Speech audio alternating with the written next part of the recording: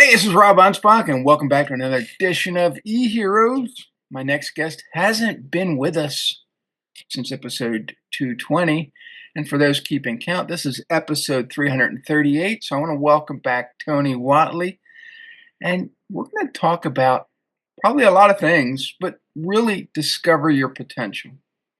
You know, I really think that since COVID, a lot of people have gotten lost. Their mental capacity is just not, I can't say it's not there. It's just they're not taking the risks that they used to as entrepreneurs. It's more calculated, it's more reserved, and I just don't think that entrepreneurs right now are living up to their potential.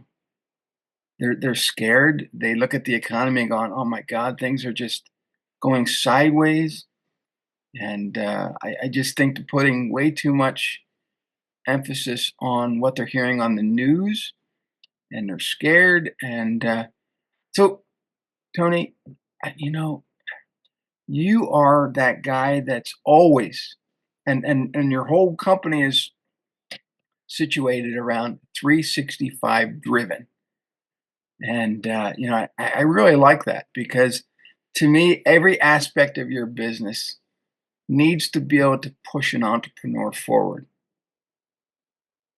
Yeah, I appreciate that. And man, I can't believe it's been over 100 episodes ago that we had this conversation. I mean, you and I kind of have fun on the book of faces, and so we kind of keep in touch. But yeah, getting on the microphones, I can't believe it's been that long, 2 years or so, right? So Yeah, it's 2.5 years, 118 118 episodes, and episodes. That's crazy. It's and crazy to think about. what's crazy is that I've been doing this eHero since 2018. I started it as, just something extra to give to entrepreneurs out there struggling. And you know, I did pause the podcast at episode 33, and I just didn't think people were listening. Mm. And for about 6 months, I didn't do a podcast, and people kept saying, "Well, Rob, when's the next episode?" And I'm like, "Really? You're listening? All right, cool. Let's start it back up." And I haven't paused it since. And so, but that's the thing is that I think sometimes we need to be reminded of our potential. We Yeah, need to be absolutely. reminded that what we're doing is helping somebody. And sometimes we forget. We think, "Oh my God, nobody's paying attention, nobody cares," but they are caring. And as long as my message reaches just one person and changes their life, then I'm going to continue to do this. Yeah, I love that. I think we all need that reminder once in a while. And sometimes it just comes in the form of a private message or email, thanking you. And here's the thing: when we're in the creator space, because you're a creator, I'm a creator. You like to write books, create posts, inform people. I'm the same way. You you kind of get in this trap of thinking you always got to create new content or new ideas or new philosophy or new processes. Like you're always thinking that you need to be always in the creative mode. Hmm. But the reality is that you really only need about 12 months of content. And most people kind of forget that. And so when you hear that you only have to have 12 months of content if you're trying to build a personal brand or get your message out there, the main reason for doing that is that you stay on track, you stay on purpose, and you become the authority and well known for that topic that you're speaking on. And you have to realize that some people burn through your content and they kind of go and do on their own thing. They leave your circle, Right. and there's always more people coming into your circle. And so I think a lot of times people that are creating content forget that they got to focus on the fundamentals and the things that really are the foundational thoughts of why they're doing what they do. And that's going to serve the people that are always going to come in. And as we improve our content and start to expand our reach, you have to realize like, yeah, there's always going to be people leaving your circle, but if you're doing it the right way, there's always going to be more people coming into your circle, and they need to hear those foundational things that we take for granted. I mean, you and I have been in business for a long time, and we start to take for granted the daily operations and thoughts and strategies and stuff like that because we figure, oh, everybody knows this. I've been doing this a long time. It's kind of in your subconscious. It's working in the background, but we forget that new people have never heard that stuff Right. before, especially if they only have a university degree and they've never actually applied it and didn't have any experience. And so it's something we always have to be reminded, like the foundation, the basics still count. They still need to I, be you know, touched upon over and I, over and over. I was asked the other day to help out a client, and I looked at what they were doing. The typical stuff, running ads on Google and creating blog posts, and those are all the things that we suggest people do. Mhm. But they forgot one thing. They forgot the old school method of asking for referrals. And I said, "Do you ask?" And they're like, "Well, no, because we're spending all this money on ads, and we're doing the." I said, "Look, here's a simple sheet that I used to use, 100 years ago when I had my cleaning business, and I would just ask for referrals. You don't have to pay for referrals, you just ask." Yeah, And it was that simple thing that when their technicians went into places, they would just ask for referrals. And people are happy to give referrals if you ask. that's right. And so they're gaining all this new business, and they realize that they could actually reduce the cost of advertising on Google because now their technicians are asking. And I'm thinking, when did we get away from asking? You Yeah, know, and the other good thing about that is based on the data that you study, referral based business has a much higher conversion rate, at least double the conversion rate. And so if we're looking at cold traffic, just running ads, putting your content in front of people, you might have a 3 to 5% conversion ratio. That's kind of the target for digital marketers. mhm, But referrals are usually as a request. Hey, I'm looking for this service or this product. Do you know anybody? Yeah, you should go talk with Rob or talk to Tony. And mhm. those usually have like a 50% conversion ratio. So it's even a higher quality customer. Yeah, because that not only do you have the authority, the credibility, and everything else behind that, Yeah, but there's some trustworthiness. that's Wow, right. Mrs. Jones just referred me, or the CEO of this company just referred. Yeah, it's and I understand that running ads is so much cheaper. I mean, not cheaper money wise, but Yeah, cheaper time wise.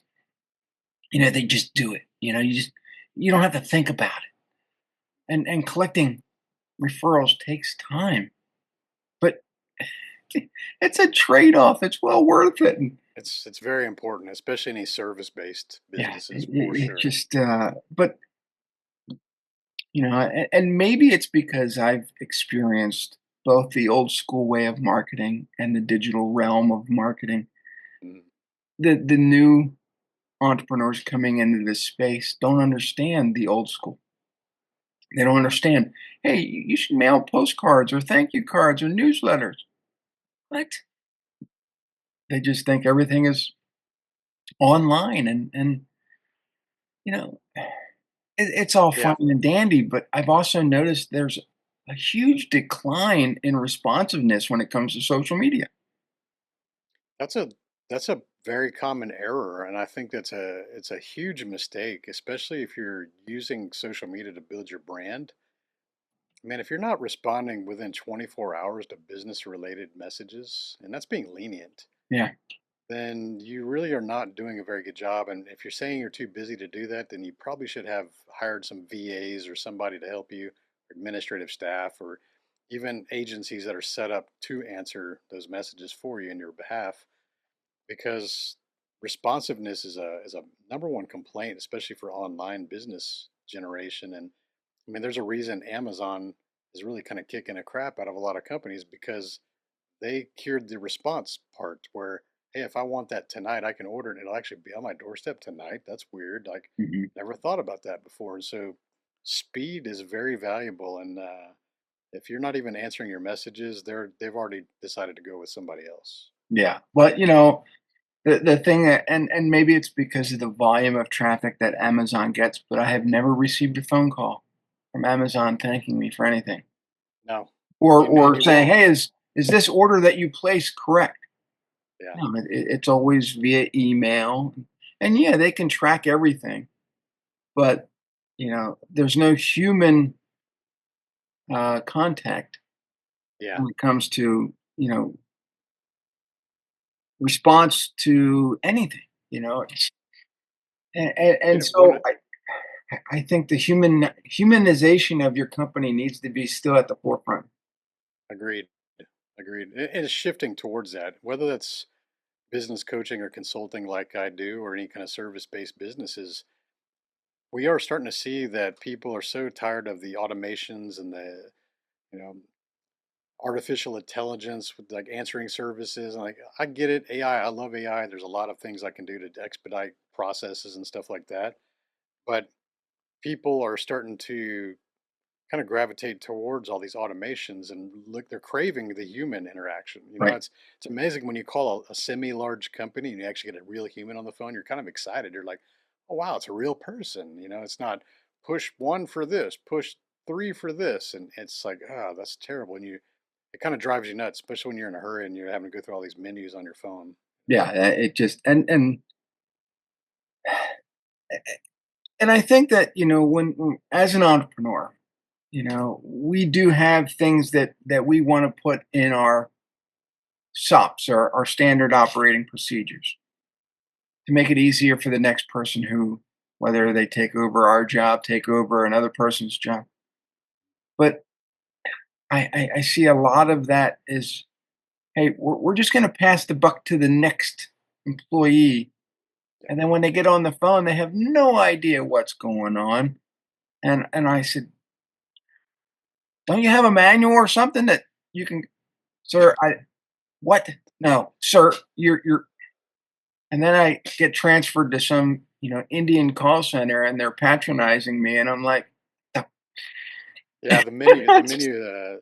Following the three ring binder process can be frustrating too, because it usually starts like those customer service people will say, "Did you try restarting the computer?" And it's like, Yeah. done that like 5 times. I even threw it out the window. Yeah, But nowadays everything, you don't need those three-ring binders. We all have computers, we all have open windows, we all have all these things. You yeah, just press a search button. This customer is talking about this. What do I do? Bam, yeah. there's your answer. Now you can relay that to the customer, but they don't. Just, No, it "Yeah, takes I'm too just going much to critical. transfer you, okay?" Yeah, the No. critical thinking part is absent, unfortunately. Yeah, and so you and I have both been in the trenches. The trenches. I've been in the trenches so long I can't even say trenches. We've been in it for so long, though. We've seen a lot of things that, oh, I share in my books. People know that, and sometimes they don't want to deal with me because they're afraid that they're going to go in the next book. But the customer horror stories of late are just awful. And but what do you suggest to keep people, well, not people, entrepreneurs, excited about what they do? This is gonna be a kind of weird answer. Then the first thing that popped in my mind when you asked that question is, no matter how bad you feel like things are maybe going in your company right now, and maybe there's stress or anxiety or cash flow management issues or and dealing with employees. I get all that. Like, those are very common things for all business owners. But the question that always comes to the front of my mind is, what am I willing to do to not have to go work for somebody else and have to report to some jackass, or have to ask some other grown human for permission to take time off?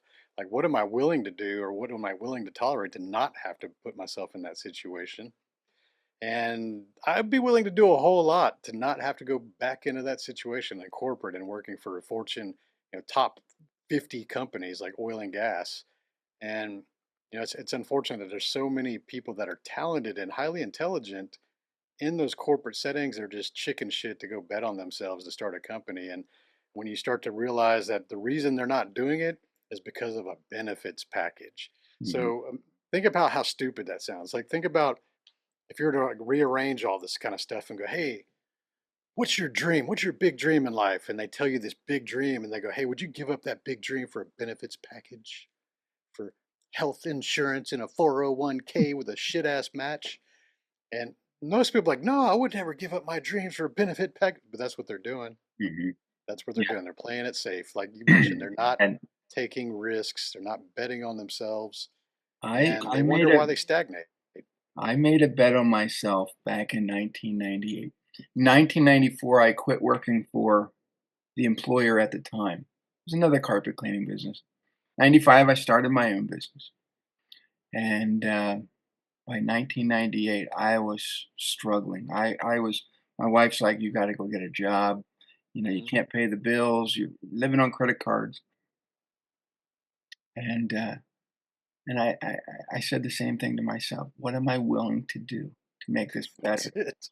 And I flew out to Arizona on borrowed money. Mhm. I went to a Joe Polish seminar, learned marketing, learned it straight from Dan Kennedy and Joe and all these other greats. That was 30 years. I mean, almost 30 years ago. Man, both of those names are still And legendary in yeah, the and space. so I came back from the seminar. I retooled every single marketing program I had out there, Mhm. and I refused to go work for someone else.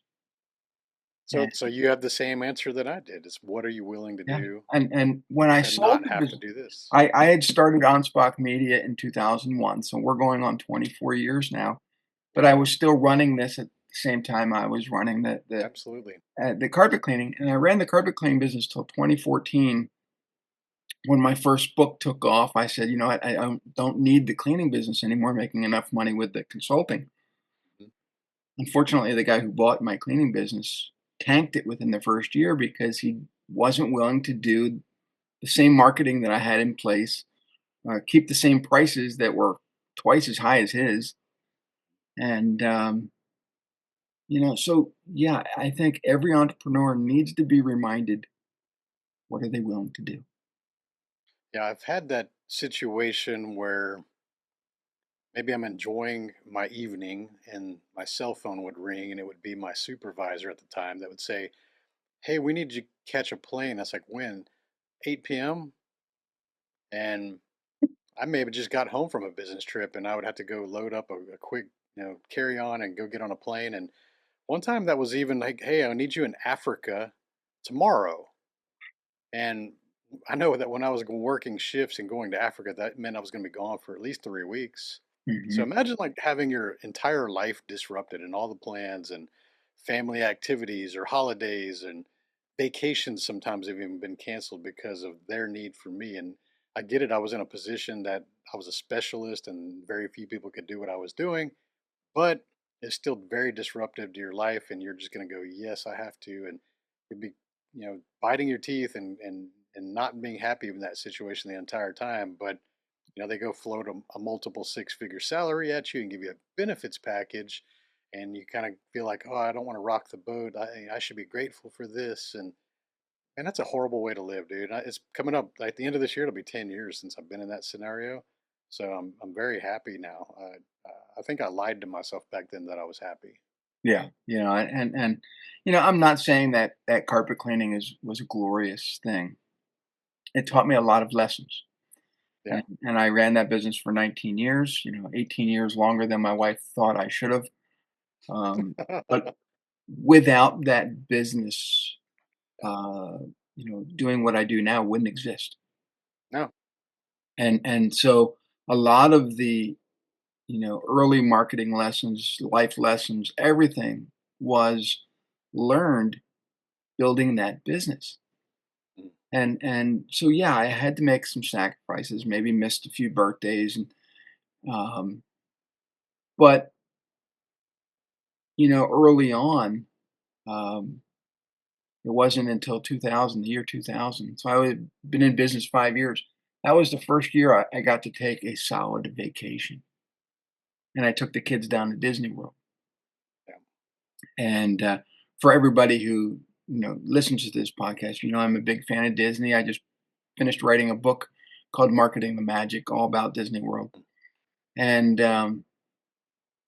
you know, that taking that vacation, going to Disney World became the catalyst for me to say, you know what, I've made it. I've become this entrepreneur that can do whatever I want to do. Yeah, And so every 5 years, we were going back to Disney until I think 2017. Now we go every year, sometimes twice a year. Um, but it's still every time I go there, I feel like I'm learning new things. And it becomes, yeah, there's rides. Yes, there's food. Yes, it's fun. But I'm learning the techniques that make customer service better. that's right. You're observant. Yeah, You're like Neo outside the Matrix, watching the machine and dissecting every interaction and every sign that you see. And I'm the same way. I'm a marketer by heart. And so I enjoy stepping back and seeing a bigger picture than most of the people that are in the Matrix will see, and seeing the interactions and how they attract people and what grabs your attention and how right. do they keep you coming back, and is this, why do they price it that way, where's that structure, and how's this menu laid out, and why are these things in specific orders, and Oh, you people people there's still a ask me though, "Why didn't you go work for Disney?" I'm like, "Disney I'm would not fire working my there. ass within 5 minutes." And they're like, Yeah, "What?" it's like I am not working there. It's Yeah, like I'm like, I'm from I Disney. do love their culture. I do love what they do. I Yeah, wouldn't have written a book if I didn't love what, they teach. yeah. However, I'm very sarcastic and, I would say the wrong thing to the wrong person and you're out. That's another beauty of being an entrepreneur, though, Yeah, right? I mean, I see the posts that you put out there. You see the posts that I put out there. Mm, most of those that wouldn't work if you had to report to somebody that could see your yeah, posts. yeah. So it's but we are both out there and I think both of us are that type of person that will not only defend our client, we have their backs, we treat them as friends, we'll do everything that we can to make them money. But we also know that if they're going to be jerks, if they're going to be demanding, or say, but Rob, a guru told us, you know what? They're going to be the first to get fired because they're Yeah. not listening. You know, that's a privileged position to be in, and maybe someone that's listening to this, maybe you're early in business and you don't have that, the privilege to be able to select the clients that you want to work with. You have to, early on, you got to just take the crap as it comes, and you got to dish it out, and you got to kiss a lot of frogs, and you got to do whatever you can to get some breathing room, right? But once you become established and there's certain people that only want to work with you, Yeah. yeah, absolutely. You've earned the right to be selective. And, I have no qualms about firing terrible clients. And, I'm very direct but respectful at the same time. But I don't tolerate disrespect or people that just don't show any, action. And, it takes a while. It takes a reputation of success and results to be able to handpick and cherry pick your clients. But man, it's so good if you get there. Yeah. Yeah. But and here's the thing is that I know that there's a lot of people listening and they're thinking, well, Rob, you know what? Any job is better than no job. Is it really? Is it really? Because my philosophy is the cheaper the client, the more hassles involved, which means that that client that you're picking up because you need the money Yeah. may be that one that drives you insane and you just want to, you know, you'll regret everything that you've taken on of this client. So, you know, pick your avatars correctly. Pick your clients, based on that avatar that you want and learn to say no. Yeah. Because yeah, you may need that $1,000 to pay groceries or pay rent, but is it worth it? Yeah. Like I said, you got to be in a position to be able to make that decision. But That's Yeah, a earned right, and I hope that everybody listening gets to that point. yeah, and the thing is that, and I learned this the hard way. When I had my cleaning business, my slogan was, "We clean your carpet, not your wallet." I wanted I like everybody to that. know that I was the cheapest guy out there. The problem is all I attracted was cheap clients, Yeah. and they had the dirtiest carpets. They had the worn, torn sofa that took 6 hours to clean, and I'm thinking, "I'm not making any money." But there's a cycle. When you start attracting all these cheap clients, you don't have enough money not only to go on vacation, but you can't even fix your equipment. No. So, We could even apply, I mean, you're talking about the marketing message attracting the right clients. That's key. But we can also apply that same principle to our social media content. mhm, And here's the thing, I see a lot of people out there, and you and I both kind of laugh about these people, but they're like the eternal victim. So everything's victim, victim, victim. Woe is me, and life is taught. There's even people that try to position themselves as business coaches that would be direct competitors with me, but their posts are always sappy and, oh, it doesn't have to be that hard, and business is a struggle, and I've been there before. Like I'm yeah, using the droopy voice because that's how I picture these people. And the problem with like putting out victim mindset and like crybaby type content is, yes, you will get engagement because there's a whole bunch of crybabies out there that have victim mindset, and so they're going to gravitate toward your content. They're going to be liking your posts and responding, and then when you go put out your offer to hire people, guess who your clients are going to be? They're going to be the victim mindset, droopy crybaby, whiners, zero accountability people. Like, do I really want to coach those people? Hell no, I do not want any of those people even around me. I don't want them even at the dinner table with these yeah, people. And yeah. so if you look at my content, it's people that are bold, that have opinions, that are taking actions, that hold themselves accountable, because I know that that attracts those people, and I would much rather spend time with those people. Yeah, and not to create, a political rift here, but you and I think, are on the same page. We want the economy to be better. We want America first. We want all these great things for entrepreneurs. And there are a lot of people out there that are like, well, Rob, um, you should just do what the government tells you to do. Oh, yeah, No, yeah, I've never done that. no. Yeah. Just, I don't know how. And they're like, well, because I'm coming out with a new series of books called Can Go to Hell. Debt All collectors right. can go to hell, HOA boards can go to hell, slumlords can go to hell, and the IRS can go to hell. So we got these 4 books. Each one of them has template letters at the end of the book that can help you resolve your problems with these different entities. And Mm, one person says, well, Rob, aren't you worried about your IRS book? You're telling wow. them to go to hell. I'm like, well, they should go to hell. I know, I don't care. Yeah.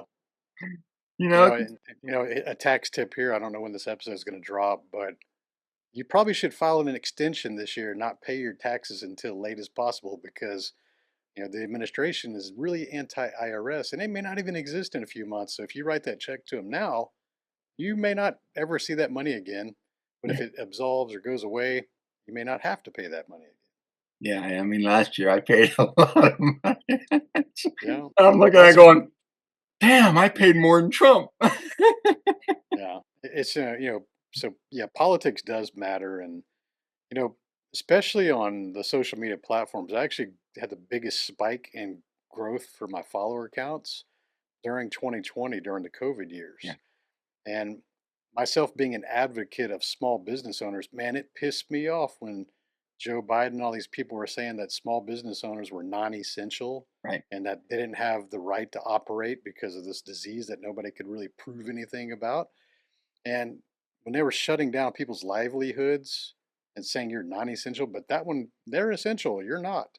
Yeah. Man, Well, that pissed me off. And I took to the airs. And here's the thing I noticed, Rob, in that era, there was a lot of pretty large influencers and names that I get compared with nowadays that were silent on the issue and they did not say anything. And these are entrepreneurship influencers who would not stand up for the small business owners. Are you kidding me? They were cowards. They were worried about what the backlash would be. They're worried about maybe losing some followers and all these low integrity things. And I was very vocal and I'd post about it every day. And I stayed on the topic of business and quit shutting things down. Anything financial, I like to share those things. That whole And it grew and grew and grew, That man. whole FinCEN thing was just a complete joke. For one, they didn't notify anybody by writing. Everything was No, social or this or that. And I said to my buddy who's a lawyer, I said, "The hell? Why aren't we getting notifications in the mail?" Oh, they don't do that. Well, then I never saw their post. I don't care. I'm not complying. it's a revenue grab. And then it That was was Joe Biden's administration all right. showing that they did not care about small business owners and that they were going to fine them between $500 a day to $10,000 a day, depending on the size of the company, and threaten you with up to 2 years in prison for not taking a picture of your license and saying that I own this company. Yeah, Like and I the said, I'm gonna. fines are just completely out of line. They don't line up with what they were I, asking. I, I said to him, I said, well, I will file at the very last minute. I don't care. I'm not doing it. That's And it. and I'm just glad that the new administration has killed that effort because first of all, it was a giant. I thought it was a giant privacy concern because now who's protecting our data? Because Yeah. but Well, the thing, I won't even push back on the privacy thing. That here's what my attorney told me. They already have that information anyways. They're just being lazy. So think about this. When you go register a company, you give them your information. They have your address. And so they have the ID and they know who the ownership is. It's even in there in your agreements. And Mhm, so they just want us to verify the ownership of these entities, and they had that information at the state level. They were mhm, just too lazy to consolidate it and go get it and put it in their own database. And so they created their federal database to try to do that for us. And it's like they already have this information. They have our banking information. They have everything they need to have. yeah, They issue us the EIN. They have that information too, right? Like why are they asking us for stuff that they already had? So it never made sense, but I think it was just really a way to get fines. I don't think it was about getting information. I think they just really wanted the fines. yeah. It's just it's a crazy world we live in where people are thankful for the government, and I'm like, this is not what America was created No, for. It was all small enterprise created America the way we are, but yet there are people out there. Oh, I want my welfare. I want this. Well, I want you to work. How about that? yeah. Personal accountability favors small government. Yeah, Lack of accountability favors big government handouts. And yeah. so, Just if we make it easy, there's going to be more people taking. And the thing is, that, Rob, like most humans, most logical humans, still feel a need to be productive and they want to contribute. mhm, That's how we're wired. We're animals. Even dogs like to work and horses like to work. They feel like they need to do something. They can't just stand being idle, right? yeah, That's humans too. But if we have these systems in place that allow you to not do anything and get the same result, there's going to be a segment of those people are like, well, I might as well not try because no matter how hard I work, I'm kind of in the same situation. So I can't really blame them because those people have been put into that system that allows that. yeah, Now, if we remove those systems and make people work and we have a good economy and there's plenty of jobs, I guarantee those people will they would actually feel better about themselves contributing and doing something with purpose. yeah. And I think that every entrepreneur out there has to have purpose. If I didn't have a family, if I didn't have kids, if I didn't have grandkids, would I still have a driving force behind me to do what I do? Maybe. But, they're the ones that benefit from me writing books, from me helping my clients. I want to be able to give back to them, but I also want to leave a legacy. And I wrote my legacy book 6 months ago when I came back from France. And I just want people to understand that, we don't need to leave behind a lot of money. We need to leave behind knowledge. We need to be able to say, this is what, was accomplished. This is what I did. Did I make the community better? You know, That's right. yeah. Ultimate contribution. I look at different levels of contribution. So most people, when you ask them what their purpose is, they give you the common answer, like you said, like, oh, my kids or my wife and my friends. Like it's very small. And the reason most people give that answer is because it's readily available, first of all, and second, no one disputes it because it sounds honorable. But when you ask someone who's very driven and has bigger picture visions of purpose, I look at that as that's not your purpose, that's your duty. Like serving your family is your duty. You're the protector, provider, all these things. So, what is your real purpose? And the real purpose is affecting, positively affecting people who are not in your circle, Mhm. positively affecting strangers, people you would never meet. And so, if you have the potential and the capacity to do so, then why aren't you doing it? And that comes back to the question like, oh man, I don't want to put myself on camera. I'm afraid to write books. And, I'm afraid of sharing my opinion because somebody might be upset by that. Mhm. And so, shame on you if you're not really pursuing a greater potential outside of your circle. You Because know, if you know that you have the potential to do that, why aren't you doing it? And if everybody was focused on that, it would be a much better world. right, and if I had just stopped at one book in 2013, you know, most people were like, "Okay, Rob, you wrote a book. Great. It's awesome." Yeah, But, it's been 12 years. I've produced 55 books so far. I got more on the slate, and I have a lot to say. I still have a lot to teach, yeah, and people don't understand that. Sometimes they'll look at me and go, "Damn it, Rob, I'm not reading another one of your darn books." Look, read it or not, I don't care. It's just yeah. I It's gonna. I You enjoy hope it doing reaches it. somebody. Yeah. Just as a test, like whoever's listening to this episode right now or watching it, however your format is of consumption, if you've never reached out to Rob ever, I'm going to challenge you. I want you to send him a DM or an email just thanking him for what you've learned. And I want him to know that there's people out there that are complete strangers that have been silent and he doesn't know them, that those people are out there and they exist because I know they do. We get those messages. So, And you know, I made a video the other day, and to me, it's not about the likes or the comments on social, because mhm, there's a lot of lurkers, and a lot of those lurkers become my clients. absolutely. You know, they don't want, yeah, we're sitting here on our phones, we're busy maybe, or oh yeah, Rob, okay, great, that's a great post, but they don't want to comment. They don't want to. But they'll call me up and they'll say, That's "Rob, it. I really love that." And I look at other people's posts too, and they're like, "Well, Rob, how come you didn't comment?" I don't know, maybe I'm just tired. But I do love reading a lot of your stuff, and I read a lot of other people's stuff, but sometimes we just don't. Yeah, it's definitely the money is not in the comments. I mean, the attention's nice because it reaches more people from the algorithm. But I would agree with you. I'd say that vast majority of my clients, present and past, were not the most active people in my comments. They were people that observed and these also gives you a good opportunity to demonstrate how you react in public, right? So let's say that somebody comes in your post and they want to debate and they're not being a total ass, they're being respectful, you get the opportunity to debate them on a public stage within your feed. And other people, the lurkers, you say, are watching how you handle yourself and how you guide this and how you debate them. And most of the times you defeat them because you showed up with more research and more studying than these people that just regurgitate headlines. Let's be real. Mhm. And so when they see you doing this over and over, they go, man, this person actually is really knowledgeable. They study, they're intelligent, and they're level headed. They're non emotional about things. They don't get fired up and angry all the time.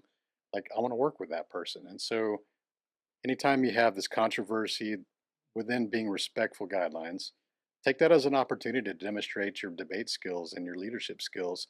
People do pay attention to those things. Yeah, when social first came out, I was the first one on there arguing with people, and I'm like, I don't have time for this. It's never ending if you And do that. and and lately, I'll look at somebody's comment, and I'm like, "Do I wanna engage? Okay, if I engage, do I wanna be sarcastic or do I wanna be level-headed? How are they gonna react?" And I can always tell. I can You always can tell. always tell. I look at that, I'm like, "No matter what I say, they're gonna continue to." And so the other day, I tested it again. I always and I commented, and I wasn't political at all. First thing they reply, "Oh, it's you're a Trump lover." How did you get that from that? But that's all they heard in that. So it's It's because you disagreed, which hurt their feelings which means Donald Trump hurts my feelings, therefore he must be Trump supporter too. yeah, and I just and the thing is that social media is supposed to be social. True. No. It No. it it gave it gave voice to people that shouldn't be out there explaining anything to anybody, and it's like, "Oh my Well, god." there's two things that I've found that make people invincible, right? One is a steering wheel, and the other one is a keyboard. Mhm. You know, those road ragers, they're big and bad on that horn, you know. They're super mean and tough behind a horn and a windshield in a locked vehicle. And same with the keyboard warriors. Mhm. Yeah, I think that we need to just be patient with Yeah. people, and it's hard to do because, we have been geared up. We have been, uh, told that everything is quick and easy, and, we should have instant success. And as an entrepreneur over 30 years, I can tell you that it's the long game. There's going to be ups and downs, there's going to be wins and losses, and success isn't guaranteed, but you can minimize all that if you just take the time to learn. Always be learning. Yeah. Always be learning. I'm 52 and I'm still actively learning things and seeking new knowledge. And you know, when we get into these kind of debates, I actually want to understand different perspectives. And I always apply logic. I try to remove a lot of the emotion because emotion is not fact, it's just opinion. Right. And you Right. know that I think I also rely on the study of Stoicism to guide me on that. You know, Greek philosophy, Hmm. understanding what's within your control, and the emotion really serves no good or bad. We're looking for facts, data, evidence, realizations, Well, and today on social, facts can be twisted, so you really have to you dive got to look at into that multiple rabbit hole. sources. You got to go down the rabbit hole. And I am that kind of personality that enjoys doing that because I want to know. It's like a craving of knowledge. And Hmm. when I see a stupid headline, regardless of which political side it is, I'll dig into the article first and see what they're talking about, see if it's, the truth is actually in the paragraph there. If not, I'll find different sources of the same topic and kind of go down the rabbit hole. And then is when I form my opinion of something. So I don't do it just based on a reaction. Most people see the headlines, they create an opinion of it, they Hmm. share it, and they're letting the media win the multi-billion-dollar game of clicking their posts for advertising revenue.